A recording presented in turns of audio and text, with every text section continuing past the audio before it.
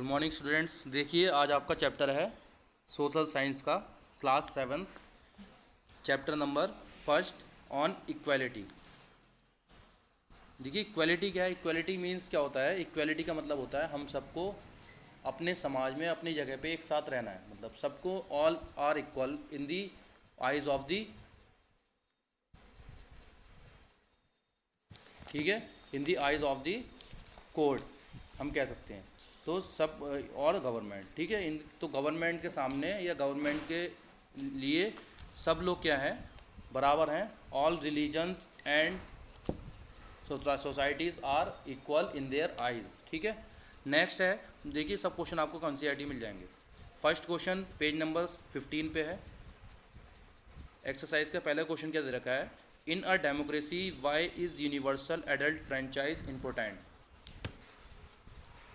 Democracy देखिए हमें पता है डेमोक्रेसी क्या होती है, for the people, by the people and the people. People द्वारा डेमोक्रेसी मतलब क्या हो गया, हमारे इंडिया में क्या होती है, डेमोक्रेसी होती है। डेमोक्रेसी चलती है जैसे कि हमारे पास राइट्स हैं, हम अपना कैंडिडेट अपने आप चुन सकते हैं। अगर उसने सही काम नहीं करा तो अगली बार क्या कर सकते हैं, उसे बदल भी सकते हैं। By giving the votes the people who are above और the person who are above 18 years और 18, then they can vote to their party. तो उसको हम क्या कर सकते हैं, चेंज कर सकते हैं। और जिसमें क्या होता है, हमारे सरकार बनती है जिसके कारण हमारे वोटों के द्वारा। और जिस चीज़ को क्या कहते हैं, हम डेमोक्रेसी कहते हैं। देखिए इसमें क्या रखा है कि यूनिवर्सल एडल्ट फ्रेंचाइज एक टाइप का कॉन्स्टिट्यूशन का हमारा पार्ट है, संविधान का। इसमें हमारे देश को चलाने के लिए कुछ कॉन्स्टिट्यूशन बनाए गए हैं जो कि डॉक्टर BR अम्बेडकर ने हमारा बनाया था कॉन्स्टिट्यूशन। उसमें जो है यूनिवर्सल एडल्ट फ्रेंचाइज एक टॉपिक आता है। तो उसका मतलब देखिए उसमें ये दे रखा है कि इस क्वेश्चन में कि universal adult franchise is important in democracy. क्यों इम्पोर्टेंट है, आंसर में देखिए universal adult franchise important in democracy as, या इसलिए इम्पोर्टेंट है। पहले पार्ट ये है, it is based on the principle of equality. Equality देखिए मैंने पहले चीज़ बता दिया चैप्टर किसके बेस पे, इक्वालिटी के। तो इक्वल मतलब ऑल रिलीजन्स, कास्ट और सब लोग जितने भी रह रहे हैं समाज के अंदर, all societies are equal and they are equal to each other. और गवर्नमेंट क्या होती है, कोई पॉलिसी लाती है सबके लिए सेम लाती है, बट ऐसा कुछ है नहीं हमारे उसमें कॉन्स्टिट्यूशन में। देखा आपने आरक्षण किस टाइप से चल रहा है, ये चीज़ बहुत गलत है, ये बंद होनी चाहिए। It is based on the principle equality. Second point is saying that it means that the adult those who are 18 above citizen they have equal right to vote. देखिए मैंने वो चीज़ बता दी कि यूनिवर्सल एडल्ट फ्रेंचाइज क्या कहता है कि जो लोग 18 साल से ऊपर हैं वही वोट दे सकते हैं। हम जब इलेक्शन होते हैं आफ्टर एवरी 5 ईयर्स प्रधानमंत्री बनते हैं हमारे, तो क्या होता है उसमें, और हमारे गाँव के प्रधान बनते हैं, देखा होगा छोटे मोटे विधायक बनते हैं, MA और ये सब जो होते हैं, जितने भी पब्लिक वोट पकड़ते हैं ये लोग। तो इसमें क्या होता है, इन लोगों को वोट डालते हैं तो वोट वही डाल सकता है जिसकी एज क्या है, अबव 18 ईयर से ज़्यादा है, उनका ही वोट बन जाता है। नेक्स्ट है, it do not discriminate on the basis of social economic backgrounds. Discriminate का होता है मतलब कि एक दूसरे को क्या करना,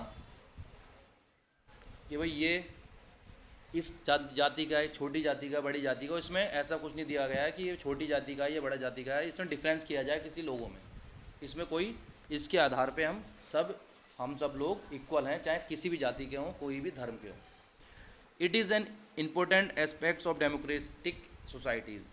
और इसमें क्या है, ये बहुत बड़ा इम्पोर्टेंट एस्पेक्ट है और डेमोक्रेटिक सोसाइटीज़ का, जो कि हमें हमारा रिलीजन है और जो हम लोग रह रहे हैं उन्हें एक ही नज़रिए से देखने का।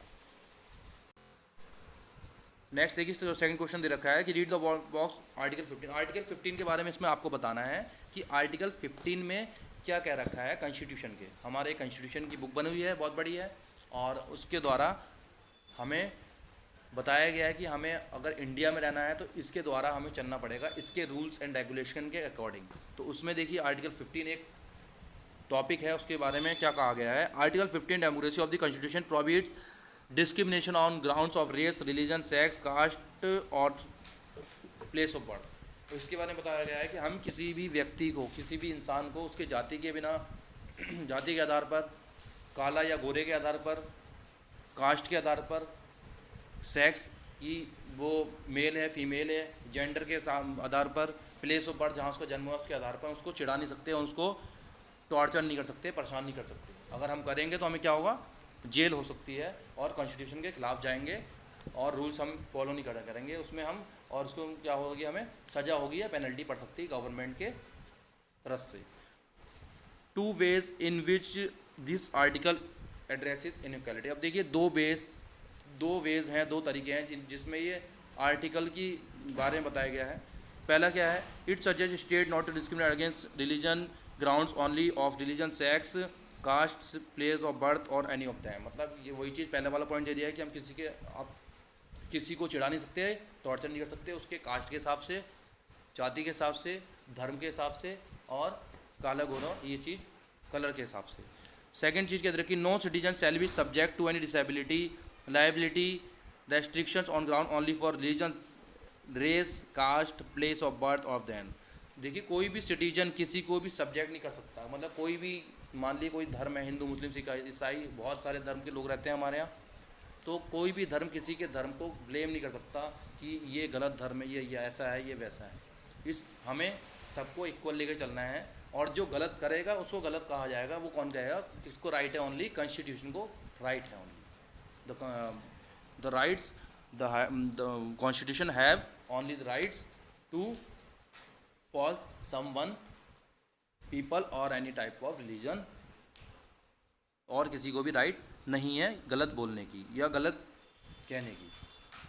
कॉन्स्टिट्यूशन भी, सुप्रीम कोर्ट भी गलत नहीं कहता है, गलत कोई नहीं कहता, मगर उसके अगेंस्ट जाओगे तो वो कार्रवाई करेगा और गलत नहीं कहेगा। मतलब जो अगेंस्ट जाओगे तो अगेंस्ट में गलत कौन सा हो गया, जो गलत कर रहा है, तो उसको सही तरीके से करा जाएगा according to the constitution. Next question देखिए, तीसरा क्वेश्चन क्या कह रहा है आपका, in what ways Om Prakash Valmiki experiences similar to that of the Ansaris. देखिए किस, ओम प्रकाश वाल्मीकि एक वाल्मीकि थे, SC/ST से बिलोंग करते थे, छोटी जाति से माना जाता था पहले, और उन्होंने किस तरीके से अंसारी को अपने जैसा बताया, मतलब अपने जैसा उन्होंने डिफरेंस नहीं करने दिया दोनों के बीच में, और उन्होंने क्या बताया। फर्स्ट देखिए देखा, in the following ways Om Prakash Valmiki experiences was similar to that of Ansaris. First ways क्या करा उन्होंने, both of them discriminated by society on the basis of their caste और रिलीजन। पहली चीज़ क्या हुई उनके बीच में कि एक्सपीरियंसेस का मतलब देखिए क्या हो गया इस क्वेश्चन में, कि एक्सपीरियंस का मतलब हो गया उन्हें कैसे एक्सपीरियंस प्राप्त हुआ लोगों के सामने कि भाई ये छोटी जात का है, ये बड़ी जात का है, ये छोटी जाति का है, इससे मत बोलो। तो उन्होंने एक्सपीरियंस कैसा सीखा समाज में, कि समाज में छोटे और बड़े इन चीज़ों को डिस्क्रिमिनेट कितना किया जाता है। तो देखिए पहली चीज़ थी कि क्या करा गया, both of them by the society of their religion, क्या हो गया, दोनों को क्या करा जाता था, डिस्क्रिमिनेट करा जाता था लोगों द्वारा, छोटा नीचा, ऊंचा नीचा दिखाया जाता था, किसके आधार पे, उनके जाति के आधार पर। सेकंड चीज़ किसके, dignity and self respect of them get violated, और उनकी सेल्फ रिस्पेक्ट में क्या हो गई थी, एक तरीके से ऊंच नीचा हो गया था, ठीक है, ऊंच नीच हो गई थी। Next, both suffered from unequal treatment, और देखिए इसमें क्या दे रखा है कि दोनों क्या कर रहे थे, सफर्ड कर रहे थे, मतलब अनइक्वल ट्रीटमेंट, मतलब कि दोनों ही इस 3 चीज़ों से गुजर रहे थे लोगों द्वारा गलत कहने पर कि भाई, बट दोनों क्या मानते थे, अंसारी और वाल्मीकि दोनों को एक दूसरे के फ्रेंड थे, एक साथ रहते थे, मगर फिर भी क्या होता था, बड़े लोगों की उन दोनों को सुननी पड़ती थी, स्पेशली किसको, अंसारी, क्योंकि वो बड़ी जाति का माना जाता था, या वाल्मीकि इन लोगों में डिस्क्रिमिनेट करा जाता था। क्वेश्चन नंबर 4 क्या कह रहा है देखिए, what do you understand by them all persons are equal before the law. वही चीज़ है कि हम कैसे समझ सकते हैं कि सब लोग क्या हैं, इक्वल हैं संविधान के सामने, लॉ मतलब रूल के सामने। Why do you think it is important in democracy, आपको कैसा लगता है, आपको कैसे क्यों लगता है कि ये इंपॉर्टेंट है डेमोक्रेसी के अंदर। तो इसका देखिए आंसर नीचे दे रखा है, ठीक है। The persons are equal in before the law, सब पर्सन क्या है, लॉ के सामने सब क्या है, इक्वल हैं। The means everyone given justice, और सबको क्या है, फ्रीडम है, सबको आज़ादी है कि कुछ भी वो कॉन्स्टिट्यूशन के सामने क्या कर सकते हैं, अपनी बात को रख सकते हैं, और उसके हिसाब से चलना पड़ेगा, चाहे प्रधानमंत्री हो, चाहे छोटा व्यक्ति हो, चाहे बड़ा व्यक्ति हो। कोई इसको चेंज नहीं कर सकता उसके हिसाब से। ये नहीं कि बड़ा व्यक्ति है उसके हिसाब से अलग कॉन्स्टिट्यूशन बना हुआ है, रूल बना हुआ है, उसको ज़्यादा फेवर मिलेगा, उससे ज़्यादा आज़ादी मिलेगी, या कम छोटे व्यक्ति को कम, ऐसा कुछ नहीं, सबके लिए सेम है। बड़ा गलती करेगा बड़े व्यक्ति, उसको रिच पर्सन, उसको भी उस हिसाब से ट्रीट करा जाएगा, और छोटे व्यक्ति को भी उसी हिसाब से छोटी जाती है। It is important in a democracy because, ये इंपॉर्टेंट क्यों है, देखिए क्या रखा था क्वेश्चन में कि इंपॉर्टेंट क्यों है, बताइए। पहली चीज़ क्या है, क्यों इंपॉर्टेंट है, democracy suggest that no should be treated on unequal basis of because their wealth, caste, colour, sex, religion, gender. मतलब कोई भी अनइक्वल ट्रीट नहीं होगा, जो मैंने पहले बता दिया आपको, शुरू से ही बताते हुआ रहा हूँ। उसमें वेल्थ पैसे के हिसाब से, कास्ट, कलर, रिलीजन, जेंडर, इसके हिसाब से जो भी व्यक्ति होगा सबको क्या होगा, सबको अनइक्वल नहीं माना जाएगा, सबको इक्वल माना जाएगा, और सबके लिए रूल सेम होंगे, चाहे वो छोटा व्यक्ति हो चाहे बड़ा व्यक्ति हो। नेक्स्ट चीज पॉइंट कह रहा है, it also ensure that no one will be given more prefer to same crime. वही चीज़ मैंने आपको पहले ही बता दी कि कोई भी लोग क्राइम करेगा तो इसको ऐसा नहीं होगा कि बड़ा व्यक्ति है या जिसकी ज़्यादा बात है तो उसको कम सज़ा मिल गई, जो जिस बेचारा गरीब है जिसकी कोई बात नहीं तो ज़्यादा मिल गई, तो ऐसा कुछ नहीं है।